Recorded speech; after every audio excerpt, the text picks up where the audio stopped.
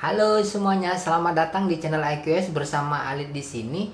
Hari ini saya akan memberikan sedikit tips bagi kalian, khususnya para job seeker atau bagi kalian para fresh graduate yang mungkin lagi bingung, lagi nunggu-nunggu telepon atau email dari perusahaan yang kalian lamar, dan mungkin kalian sudah dihubungi oleh pihak rekrutmen perusahaan yang kalian lamar, lalu bingung lagi apa saja yang harus dipersiapkan dalam interview kerja sebagai quantity surveyor.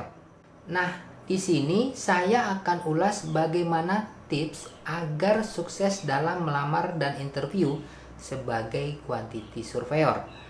So, kalian yang lagi nonton video ini yang belum subscribe, langsung aja subscribe sekarang karena kita akan ulas secara detail rahasia sukses melamar dan interview sebagai quantity surveyor.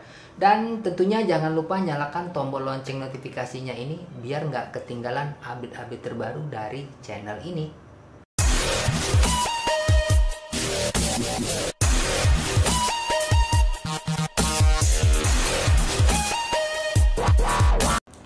Disclaimer dulu bahwa tips yang akan saya share ke kalian ini adalah berdasarkan pengalaman pribadi saya sendiri, yang mungkin di beberapa perusahaan memiliki regulasi yang tidak sama sesuai dengan apa yang akan saya sampaikan nanti.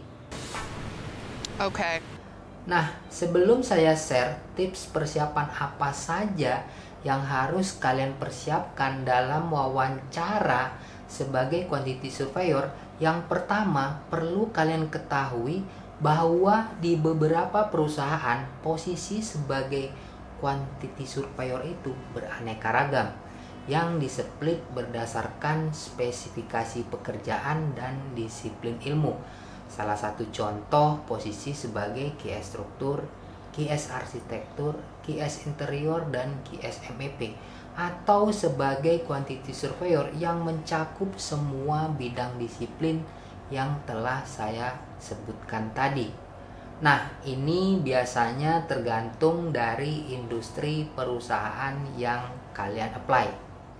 Lalu yang kedua, sebelum kalian apply posisi sebagai quantity surveyor, sebaiknya kalian yakinkan terlebih dahulu kemampuan atau minat Anda, bidang yang mana skill Anda berada.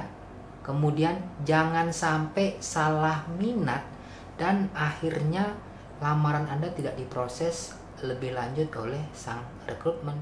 Karena dengan skill dan minat Anda tersebut, Anda bisa menonjolkan kemampuan kalian di CV atau di surat lamaran kerja Anda. Dan tentunya jangan lupa juga melampirkan bukti karya, prestasi, atau proyek Anda di dalam lampiran atau di situs web yang dapat diakses dengan mudah oleh si rekrutmen. Tentunya bukti karya, prestasi, atau proyek yang Anda lampirkan berhubungan dengan bidang yang dibutuhkan oleh sang rekrutmen. Konsepnya itu hampir sama kayak iklan produk. Ya, kalau kalian jual produk, tentunya pasti kalian akan melampirkan detail produk, foto produknya, dan ulasan atau testimoni dari produk tersebut. Sama seperti CV, CV itu adalah produk Anda, dan first impressionnya HR recruitment itu selain ada di surat lamaran, itu ada di CV Anda juga.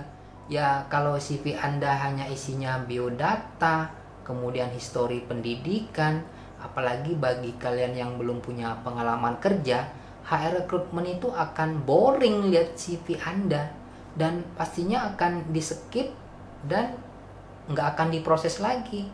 Ya, karena nggak ada spesialnya. It's real and it's coming. Lalu yang ketiga, tahap interview. Nah, pada tahap ini tentunya Anda sudah melewati proses seleksi yang dinilai dari surat lamaran dan CV kalian oleh si rekrutmen. Pada umumnya, tahap interview akan dilakukan oleh perusahaan melalui HR rekrutmen mereka. Pertama, mereka akan menghubungi kalian yang akan menjelaskan sedikit maksud dan tujuan mereka menghubungi kalian dan menanyakan ketersediaan waktu serta sedikit mengenai tentang Anda. Misal mereka akan menanyakan kegiatan kalian saat ini apa, lalu apakah bersedia diundang atau melalui seleksi virtual untuk proses seleksi penerimaan karyawan di perusahaan mereka. Dan umumnya mereka akan menginformasikan lokasi perusahaan mereka jika proses dilakukan secara tatap muka atau schedule jika proses dilakukan secara virtual. Nah, biasanya mereka kalau virtual mereka akan kirim email, kasih link kapan dan jam berapa. Nah, ada beberapa hal yang tidak boleh kalian lakukan dalam proses seleksi tatap muka. Nah, yang pertama, datang terlambat. Si rekrutmen itu tidak akan mentolerir jika Anda datang terlambat dengan alasan apapun. Jadi, kalian harus datang tepat waktu. Kemudian yang kedua, berpenampilan tidak rapi. Nah, rekrutmen akan menilai kalian kurang siap dalam melakukan tugas-tugas yang akan diberikan kepada Anda oleh perusahaan jika Anda kurang rapi, ya. Kemudian yang ketiga, jangan menggunakan parfum yang terlalu wangi gitu. Gunakanlah parfum yang wanginya ya biasa, yang tidak nyengak gitu. Nyengak ya, apa bahasanya itu ya, pokoknya mencolok lah gitu, baunya tuh jangan yang mencolok. Lalu kita akan bahas seleksi secara virtual.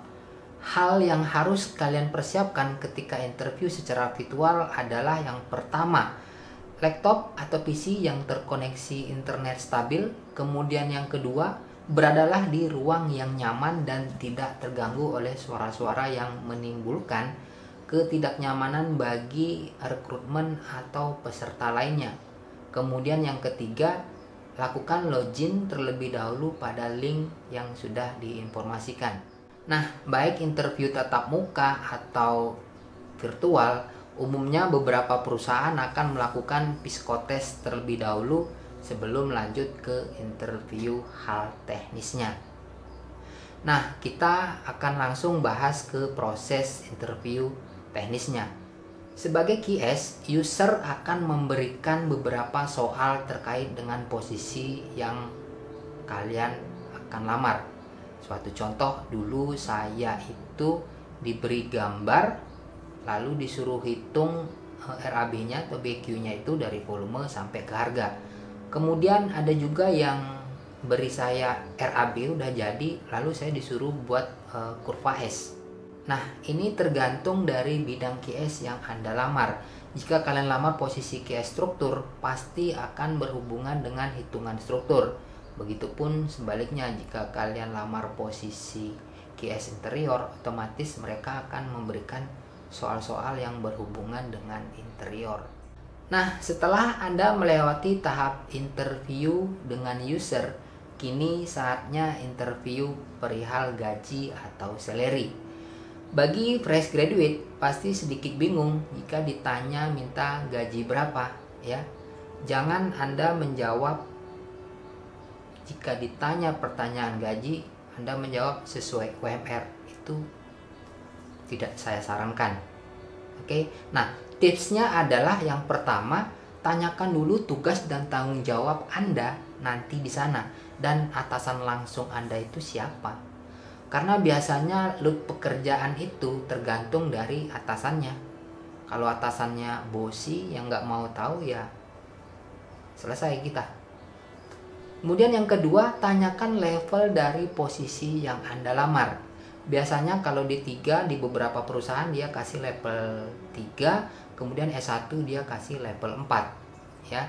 Nah, kemudian yang ketiga, jenis posisi yang Anda lamar sekarang. Nah, maksudnya di sini jenis itu apakah posisi itu permanen atau kontrak. Nah, kalau kontrak itu berapa lama? Kemudian yang keempat, tanyakan lokasi kerja. apakah di kantor atau di project. Nah, kalau misalkan di kantor atau di project, nah tanyakan lagi apakah di kota atau di luar kota. Kemudian yang kelima, tanyakan benefit dari selain gaji yang Anda dapatkan. Apakah ada tunjangan, bonus project, atau hal lainnya. Nah, yang keenam baru tentukan jumlah nominal yang Anda inginkan. Nah, jika kalian ragu tentang besaran gaji yang Anda minta, sebaiknya saran saya yang pertama, kalian set dulu informasi gaji dari posisi tersebut sebelum tahap interview ini dimulai. Kemudian yang kedua, perlu kalian ketahui beda industri itu beda besaran gaji dan tunjangan serta benefit yang akan kalian terima. Misal Anda melamar di perusahaan oil and gas, pertambangan dan industri konstruksi atau jasa gas konsultan gitu, itu gajinya berbeda-beda. Kemudian yang ketiga, jika kalian belum tahu juga besaran gaji yang akan diminta, tanyakan aja balik ke HR rekrutmennya itu, offering mereka berapa untuk posisi ini. Nah, dari situ kalian bisa nego. Kalau tidak cocok ya bilang alasan di luar kota lah atau apa seperti itu ya. Nah, untuk teknik negosiasi kalian bisa pelajarin di video ini. Saya sudah share di sini. Kalian bisa pelajarin teknik negosiasi termasuk teknik negosiasi gaji. Oke. Nah, jadi kesimpulannya dari semua hal yang telah saya jabarkan tadi, itulah proses rekrutmen dan tips dalam melamar sebagai QS dan tips wawancara sebagai QS. Nah, mungkin segitu dulu sharing kita hari ini. Jika kalian ada pertanyaan, silakan komen di bawah. Dan jangan lupa subscribe, like jika kalian suka video ini, dan share ke teman-teman kalian yang membutuhkan informasi ini. Tanpa kalian kita tidak akan berkembang. Jadi mohon bantuan supportnya terhadap channel ini. Oke, sebelum saya akhiri kata-kata hari ini, tekuni apa yang Anda minati, proses itu tidak akan mengkhianati hasil. Jangan lupa berkarya. Terima kasih telah menonton. Saya Angmurah Halid. Sampai jumpa di video selanjutnya. Bye-bye.